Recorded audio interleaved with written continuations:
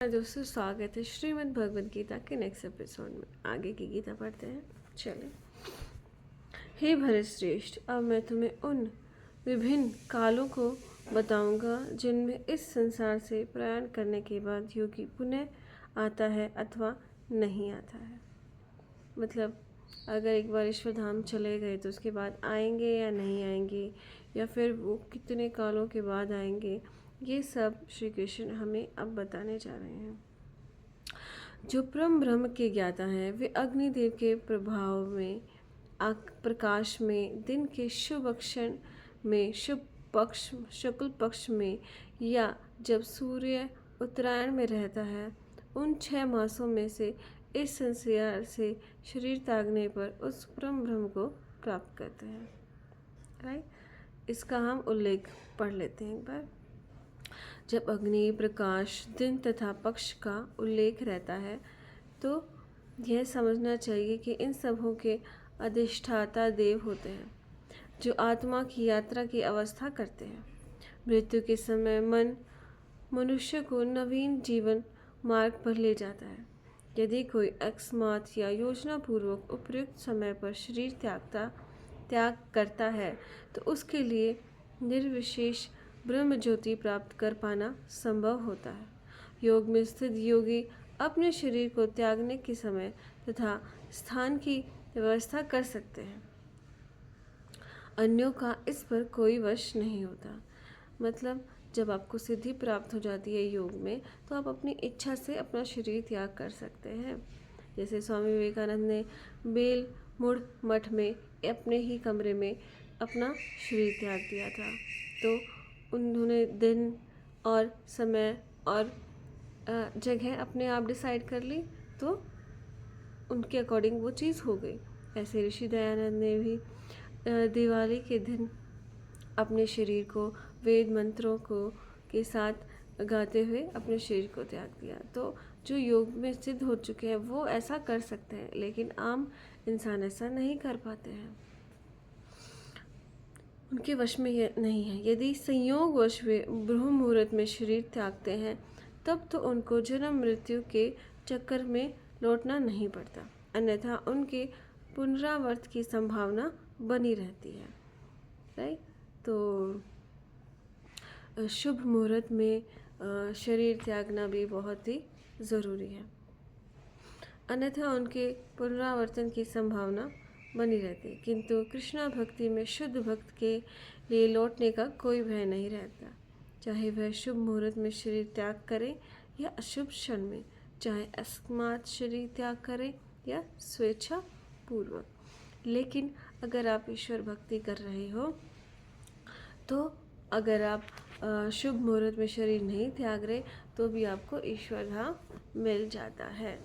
तो मतलब 2 रास्ते हैं ईश्वर धाम को जाने के लिए, चाहे तो आप योग करो और सिद्धि प्राप्त करो और शुभ मुहूर्त में शरीर त्याग दो और आपको मुक्ति मिल जाएगी, या फिर आप ईश्वर भक्ति करो और अगर योग में सिद्धि नहीं मिल रही तो कोई बात नहीं, ईश्वर भक्ति आप करेंगे तो आप किसी भी मुहूर्त में शरीर त्याग देंगे, मतलब आपके प्राण निकल जाएंगे तो भी आपको मुक्ति मिल जाएगी। लेकिन जो भी योग में सिद्धि प्राप्त करते हैं वो तो भक्ति करते ही हैं, बस एक्स्ट्रा ये है कि वो योग सिद्धि भी प्राप्त कर लेते हैं योग कर कर। तो भक्ति, ऐसा कोई भी इंसान नहीं है जो बिना भक्ति करे ईश्वर धाम को चला जाए है। तो ईश्वर भक्ति इस मेन स्टेप, पहला स्टेप ही है ईश्वर भक्ति। अगर आपने ईश्वर भक्ति की तो आपका परम धाम में जाना निश्चित हो जाता है, और उसके साथ अगर आपने योग भी सीख लिया, सिद्धि प्राप्त कर ली, तो फिर वो कंफर्म हो जाता है, क्योंकि आप शुभ मुहूर्त में ही फिर अपना शरीर त्यागते हैं। आगे देखते हैं। जो योगी धुएं रात्रि कृष्ण पक्ष में या सूर्य के दक्षिणायन में रहने के 6 महीनों में दिव्यगंत होता है वह चंद्रलोक को जाता है, किंतु वहाँ से पुनः पृथ्वी पर चला जाता है। अब कुछ योगी हैं जो मुक्ति नहीं पा रहे, उसके बारे में श्री कृष्ण क्या कह रहे हैं इसका देखते हैं। भगवत के तृतीय संकंद में कपिल मुनि उल्लेख करते हैं कि जो लोग कर्म कांड तथा यज्ञ कांड में निपुण हैं वे मृत्यु होने पर चंद्रलोक को प्राप्त करते हैं। ये महान आत्मा चंद्रमा पर लगभग 10,000 वर्षों तक रहती हैं और सोम रस का पान करते हुए जीवन का आनंद भोगती हैं। अंततो गत्वा वे पृथ्वी पर लौट आती हैं। इसका अर्थ यह हुआ कि चंद्रमा में उच्च श्रेणी के प्राणी रहते हैं, भले ही हम अपनी स्थूल इंद्रियों से उन्हें देख न सकें। मतलब कुछ योगी हैं जो कर्म कांड करते रहते हैं, जैसे मतलब कर्म कांड का मतलब करना अच्छे कर्म करते रहते हैं, लेकिन उन्हें भक्ति इतना वो नहीं है। मतलब वो फेमस होना चाहते हैं या फिर अपनी ख्याति चाहते हैं संसार में, राइट। कुछ आपने कुछ ऐसे लोग सोचे होंगे, देखे होंगे कि वो ऐसे बोलते हैं, अरे भगवान कुछ नहीं है, बस अच्छे कर्म करो और अच्छा इंसान बनो। आपने ऐसे लोगों को देखा होगा। तो उसका क्या कहने का मतलब है कि भाई आप अच्छे कर्म कर रहे हो, ठीक है, तो आपको उनका अच्छा ही फल मिलेगा अगले जन्म में, लेकिन उसके लिए आपको जन्म लेना पड़ेगा अगला। लेकिन तो वो कर्म कांड में विश्वास करते हैं कि अच्छे कर्म करो, अच्छा फल मिलेगा। यज्ञ करते हैं, यज्ञ सबको पता है क्यों करते हैं, एक तो एनवायरनमेंट शुद्ध होता है और आपकी सारी इच्छाओं की पूर्ति हो जाती है।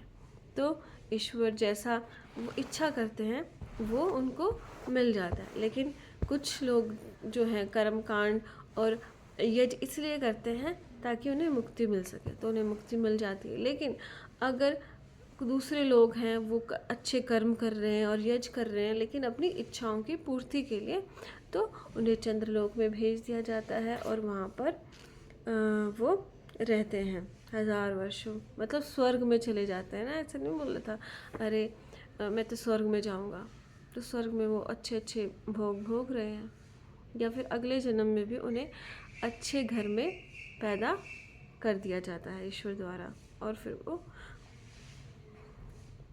क्या करते हैं, सुखी जीवन जीते हैं। आगे देखते हैं, वैदिक मतानुसार इन संसार से प्रयाण करने के 2 मार्ग हैं, एक प्रकाश का है तथा दूसरा अंधकार का है। जब मनुष्य प्रकाश के मार्ग से जाता है तो वह वापस नहीं आता, किंतु अंधकार के मार्ग से जाने वाला पुनः लौटकर आता है। मतलब क्या कह दिया यहाँ पर कि वही 2 तरह के लोग होते हैं, जो एक मुक्ति प्राप्त करके चले जाते हैं संसार से, और दूसरे अपने कर्मों का फल पाने के लिए वापस इस दुनिया में आ जाते हैं। कहने का क्या मतलब है कि भाई मैंने बहुत सारे ऐसे लोग भी देखे हैं, योगी भी देखे हैं, सन्यासी भी देखे हैं, जो ऐसा बोलते हैं कि भाई आप संसार में वापस क्यों नहीं आना चाहते। अगर हम संसार में वापस आ गए तो हम और भी अच्छे कर्म कर सकते हैं, इस समाज को बहुत सुंदर बना सकते हैं। मतलब कहने को तो वो सन्यासी बन गए, लेकिन वो उनके अंदर जो भावना है इस समाज को सुंदर बनाने की, वो बहुत अच्छी है कि भाई हाँ हम इस समाज को सुंदर बनाएंगे और अच्छे अच्छे काम करेंगे, दोबारा जन्म लेंगे।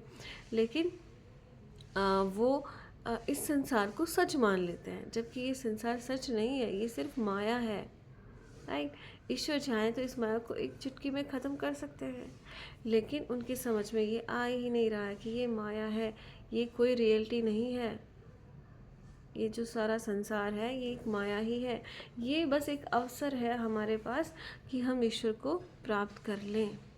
तो जो ऐसे सन्यासी या योगी हैं जो जिन्होंने अभी तक ये नहीं समझा है कि ये संसार माया है, लेकिन उन्हें ये समझ आ गया है कि हम जब संसार में पैदा होते हैं तो हमें अच्छे कर्म करने चाहिए, समाज का भला करना चाहिए, अपनी खुशियों के लिए नहीं दूसरों की खुशियों के लिए जीना चाहिए।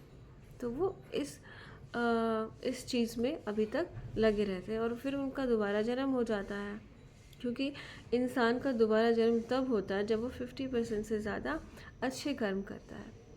लेकिन एक सन्यासी वो भी है जो ये सारे काम तो कर ही रहा है, अच्छे काम कर रहा है और समाज को सुंदर बनाने का वो अवसर ढूंढता रहता है और वो करता भी है। वो भी अपने से ज़्यादा दूसरों की खुशियों के बारे में सोचता है, पर वो सब ये चीज़ें करते हुए भी उसके दिमाग में ये रहता है कि भाई ये सब माया है, मैं अच्छे कर्म करके अपना टाइम पास कर रहा हूँ, क्योंकि कर्म तो मैं करूँगा ही। जैसे श्री कृष्ण भी भगवान होकर भी वो कर्म तो कर रहे हैं, क्योंकि कर्म तो करना ही पड़ेगा अगर हम संसार में रह रहे हैं। लेकिन इसका मतलब ये नहीं है कि हम अच्छे कर्म करने के लिए बार बार जन्म लेते रहें। क्यों? ये सब माया ही है इस जगत की, इसमें हमें उलझना नहीं है। अच्छाई के लिए भी उलझना नहीं है कि नहीं नहीं हम तो और अच्छे कर्म करने के लिए दोबारा जन्म लेंगे, ऐसा नहीं करना है।